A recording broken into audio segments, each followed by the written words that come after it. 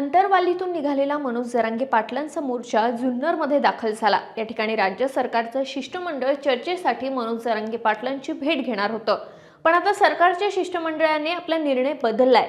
मनोज जरांगेंची भेट न घेण्याचा निर्णय घेतलाय, कारण चर्चेनंतर जर जरांगे पाटील आंदोलन स्थगित करणार नसतील, त्यांना मुंबईलाच यायचं असेल तर मग मुंबईतच चर्चा करू, अशी माहिती शिष्टमंडळातील मंत्री राधाकृष्ण विखे पाटील यांनी दिली आहे। त्यामुळे आता मुंबईत नेमकं काय होतंय, सरकारची नेमकी भूमिका काय, आरक्षण मिळणार का, हेच सांगते। त्यासाठी हा व्हिडिओ शेवटपर्यंत पहा।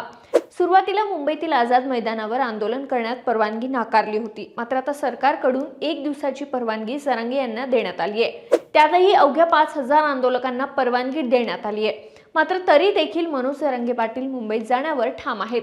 महिनाभर आम्ही हटणार नाही, आज 5000, उद्या 5000 आणि परवा 5000 असे आंदोलक येत राहतील, त्यामुळे एका दिवसात आंदोलन मागे घेतलं जाणार नाही, अशी ठाम भूमिका त्यांनी घेतली आहे। एकीकडे गणपतीची गर्दी आणि दुसरीकडे मराठा आंदोलन, यामुळे जरांगेंना मुंबईत जाण्यापासून रोखण्यासाठी राज्य सरकारने प्लॅन आखला होता।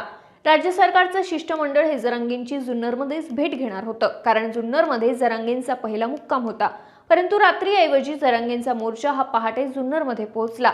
या ठिकाणी चर्चा करून तोडगा काढण्यात येणार होता। सरकारच्या शिष्टमंडळात मंत्री राधाकृष्ण विखे पाटील आणि मंत्री उदय सामंत होते। दोघेही भेटीला जाणार होते, पण सरकारच्या शिष्टमंडळाने भेट न घेण्याचा निर्णय घेण्यात आला। याबाबत मंत्री विखे पाटील यांच्या म्हणण्यानुसार आम्ही जरांगेंशी चर्चा करण्यासाठी तयार आहोत। नगर जिल्ह्यातून जाताना देखील आम्ही जरांगेंशी चर्चा करणार होतो, पण जरांगे मुंबईत जाण्यावर ठाम आहेत।